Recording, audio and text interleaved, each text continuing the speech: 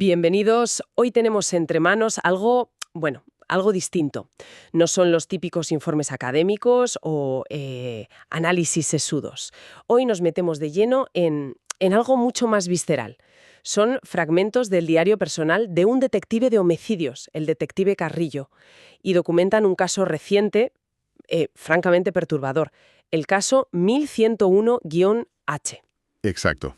Es un material muy crudo, muy directo. Es la noche de Halloween. Bueno, ya madrugada del 1 de noviembre de 2023. El lugar, una de estas ferias temporales que montan a las afueras. Y el foco, una atracción concreta, la Casa del Terror. El nombre ya tiene tela. Ya ves. Nuestra tarea hoy es seguir esas anotaciones del detective, casi paso a paso. Ver cómo una llamada de emergencia, que podía parecer una más esa noche, pues destapó un horror inimaginable. Vamos a explorar los detalles tal y como él los vivió y los anotó. Sí, va a ser un recorrido intenso. Empezamos con una llamada por una desaparición, lo que parece una desaparición, y acabamos en las entrañas de esa atracción de feria.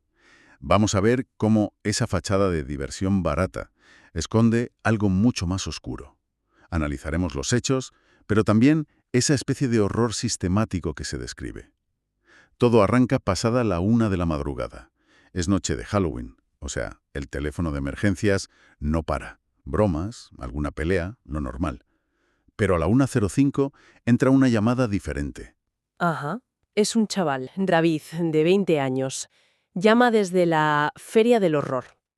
Y la voz, anota Carrillo, tiene un pánico, dice, inconfundiblemente real. Y ese detalle es clave. Que el detective lo note de inmediato. En una noche así, con tanta gente de fiesta, distinguir el miedo de verdad del teatro o del alcohol es fundamental.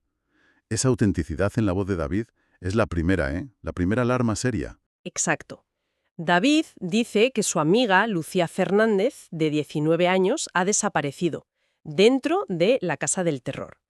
La policía llega allí, y el ambiente que describe Carrillo es, pues eso, decadente. Restos de música, olor a palomitas rancias, mezclado con vómito. El final de fiesta típico, pero como sórdido. Sí.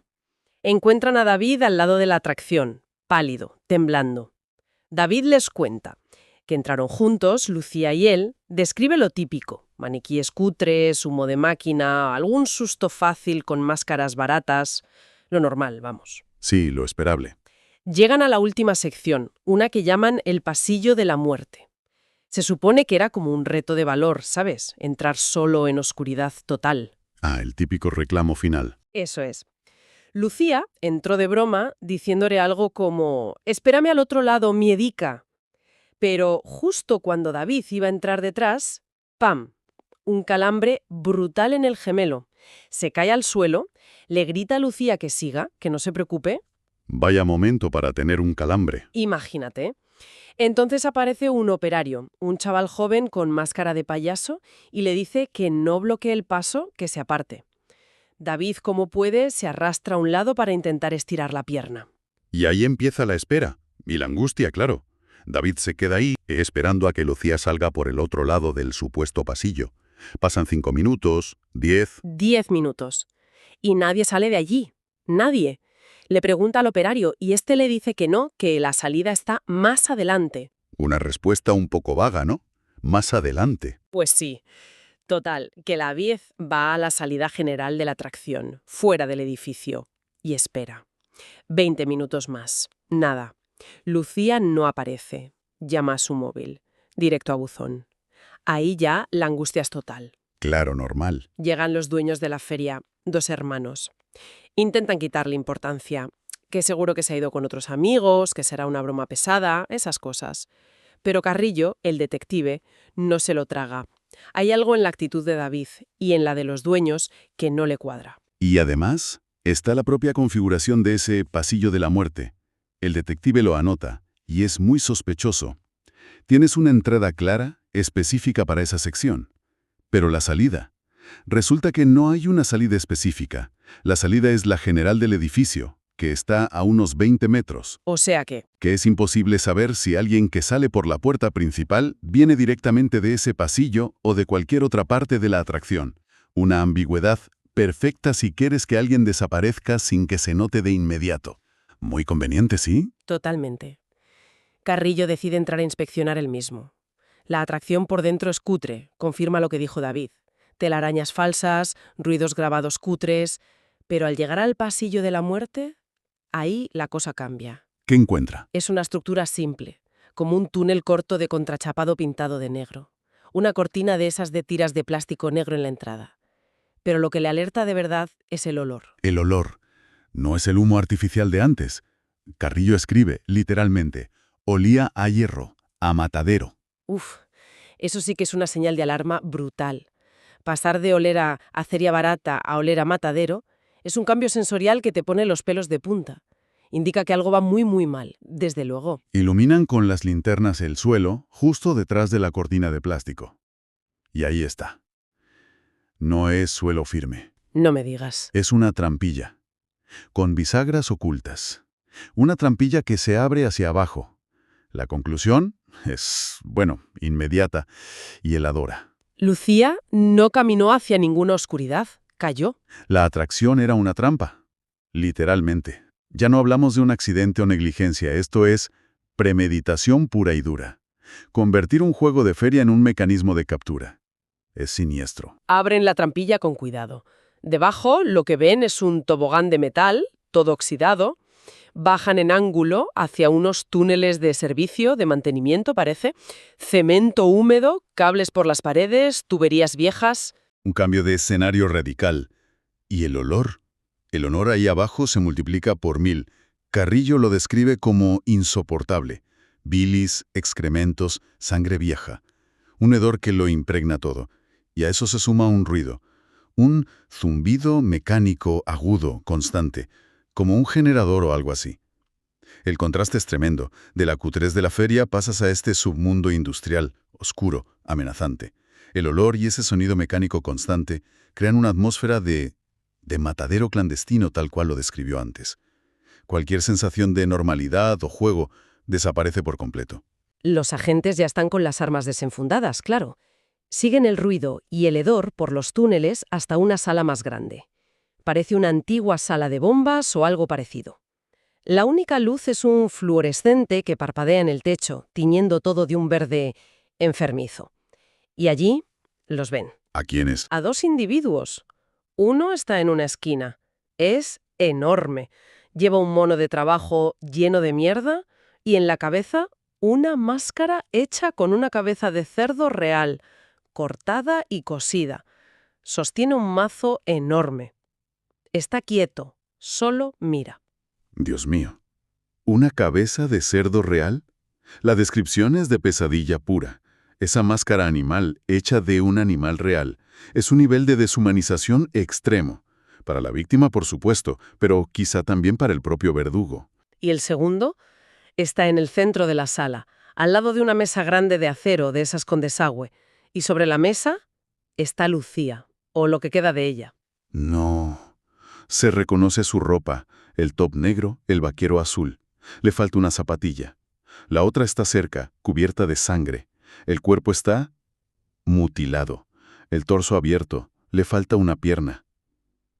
¡Qué horror! Este segundo hombre lleva otra máscara, hecha con la cara desollada de una vaca, con ojos de cristal. Tiene en las manos una motosierra pequeña, de batería, y la está usando. Carrillo lo anota con una precisión que hiela la sangre. Estaba activamente cerrando su brazo izquierdo cuando irrumpimos en la sala. Eso es la industrialización del horror. Una mesa de drenaje, herramientas eléctricas. Es una escena de despiece, no un crimen pasional o una pelea. Es metódico, frío, y todo ocurre bajo esas máscaras animales que borran cualquier rastro de identidad humana. El contraste con la feria, que en teoría sigue ahí arriba, funcionando, es que es inconcebible. Carrillo grita la orden. ¡Policía! ¡Alto! El de la máscara de vaca apaga la motosierra. Se hace un silencio tenso, solo roto por el zumbido mecánico de fondo. Se gira muy despacio hacia ellos. Levanta la motosierra ensangrentada. Carrillo dice que casi como si fuera un saludo macabro. Y el otro, el de la máscara de cerdo, emite un gruñido grave. La tensión debía ser Brutal. Y entonces estalla todo. Cerdo, el gigante, carga hacia ellos con un bufido. El agente Ruiz le dispara 2 veces al pecho, pero las balas apenas parecen afectarle. Increíble, pero cierto. Cerdo llega hasta Ruiz y le da un golpe tremendo con el mazo en el hombro. Se lo destroza. Esa resistencia a los disparos es rarísima. Sugiere algo más que adrenalina. Quizá llevaba algún tipo de protección debajo del mono, o una constitución física descomunal. Mientras tanto, casi a la vez, Vaca vuelve a encender la motosierra y se lanza contra la gente más joven, Torres. Se mueve sorprendentemente rápido. Torres dispara, pero en pleno pánico falla los tiros. La situación es caótica. Carrillo reacciona rápido, apunta la cabeza de Cerdo y dispara 2 veces. Ahora sí, el gigante se desploma, se gira inmediatamente hacia Vaca. Este tiene a Torres acorralado contra una pared. Ya le ha alcanzado en la pierna con la sierra.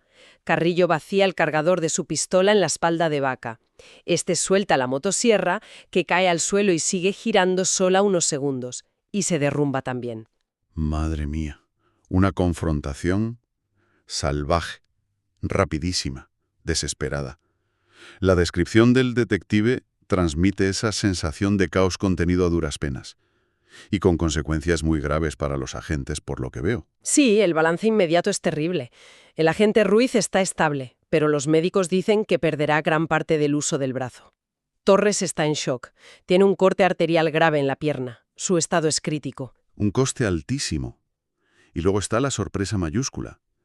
Cerdo, el tipo del mazo, a pesar de los disparos en el pecho y los 2 en la cabeza, sigue vivo. ¿Cómo es posible? Después de disparos en la cabeza. Pues parece que la máscara, al ser una cabeza de cerdo real bastante gruesa y una placa metálica casera que llevaba bajo el mono, desviaron o absorbieron parte del impacto. Lo están operando de urgencia. Carrillo escribe que necesita respuestas de ese tipo. El otro, Vaca, sí está muerto. Que Cerdo sobreviva es crucial para la investigación. Es la única conexión directa que tienen ahora mismo con los motivos, con la planificación, para saber si había más gente implicada. Pero esa resistencia casi sobrehumana sigue siendo muy, muy inquietante. Y entonces llega el descubrimiento que lo cambia todo, lo que convierte un horror puntual en algo mucho peor. En un cuarto contiguo a la sala de despiece encuentran un congelador industrial, un arcón congelador grande. ¡Oh, no! Está lleno hasta arriba de restos humanos, bolsas con partes de cuerpos. Lucía no fue la primera víctima, ni mucho menos. El pasillo de la muerte no era una trampa improvisada, era un sistema, funcionando toda la semana que llevaba abierta la feria por Halloween. La misma rutina. Víctima cae por la trampilla, se desliza por el tobogán hasta los túneles y acaba en la sala de despiece. Una cadena de montaje macabra. Esto cambia la escala del horror por completo.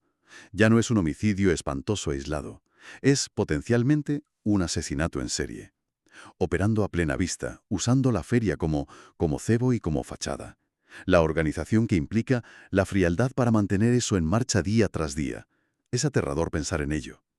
Mientras todo esto se descubre, David, el amigo de Lucía, el que dio la alarma, sigue fuera, en un coche patrulla, en estado de shock catatónico, no reacciona a nada. Carrillo escribe una nota breve y demoledora. Su calambre en la pierna no fue mala suerte. Fue un puto milagro. Desde luego. Le salvó la vida, literalmente. El diario del detective termina con una entrada allá al amanecer. Son las 7:15 de la mañana. El aire frío de noviembre empieza a clarear. Carrillo anota que el olor a metal, a ozono de la sierra y sobre todo a matadero se le ha quedado pegado a la ropa, al pelo. La música de la feria por fin se ha apagado del todo. El silencio después del horror. Sale a fumar un cigarro. Necesita aire. Ve cómo los forenses empiezan a sacar bolsas de la atracción. Y escribe: demasiadas bolsas para una sola chica de 19 años. ¡Qué imagen! Y la última imagen que describe es los faros de su coche iluminando la fachada de La Casa del Terror, con sus luces cutres aún parpadeando. Y el lema pintado sobre la entrada, todavía visible. Atrévete a entrar si crees que vas a salir con vida. Precio de la entrada, 5 euros. Y Carrillo cierra la entrada del diario con una frase: 5 euros. Ese fue el precio de la vida de Lucía. Uf, demoledor. Y así terminan estas anotaciones del detective Carrillo. Un caso Espeluznante, una simple atracción de feria convertida en una trampa mortal, en un matadero. Una intervención policial heroica, pero con un coste humano altísimo. Y el descubrimiento de que no era un caso único, sino algo sistemático, con un responsable capturado vivo, por poco. ¿Qué, qué podemos sacar en claro de este descenso a los infiernos que nos ha narrado el detective en su diario? Pues nos muestra de una forma brutalmente directa, yo creo, la facilidad aterradora con la que la violencia más extrema puede ocultarse, esconderse detrás de la fachada más banal, más cotidiana. Una feria cutre, un entretenimiento barato. Y debajo, operando a la vez, una maquinaria de depredación planificada, fría, sistemática. Sí, esa dualidad es terrible. Y luego está la deshumanización. Esas máscaras no son solo para ocultarse, parecen un símbolo, una forma de borrar la humanidad, tanto la de las víctimas como la suya propia, para poder cometer esas atrocidades. Permiten una crueldad que parece no tener límites. Totalmente. También nos confronta con nuestra propia vulnerabilidad, ¿no? En lugares que consideramos seguros o, como mucho, un poco cutres pero inofensivos. Una feria, un parque de atracciones. La idea de que un espacio pensado para el ocio, para la diversión, pueda ser transformado en un coto de caza privado es profundamente inquietante. Desde luego. El diario es crudo, es difícil de leer, pero también, hay que decirlo, refleja la determinación y la valentía de los agentes que se enfrentaron a ese horror de cara. Sí, sin duda. Y la pregunta que inevitablemente queda flotando, más allá del horror inmediato, no es solo cómo pudo pasar algo así. Es, ¿qué sostiene esto? ¿Es simplemente la locura de dos individuos aislados? ¿O hay algo más detrás? ¿Una red? ¿Una especie de ideología retorcida? ¿Una subcultura que permita o incluso fomente este tipo de operación sádica organizada? Y encima dentro de un evento público a la vista de todos. Es una pregunta terrible. Sí. ¿Qué sombras se esconden justo debajo de la superficie de lo cotidiano, esperando su momento, su oportunidad? Ese es el pensamiento realmente perturbador que nos deja este relato, creo yo, algo en lo que pensar mucho más allá de los hechos concretos del caso.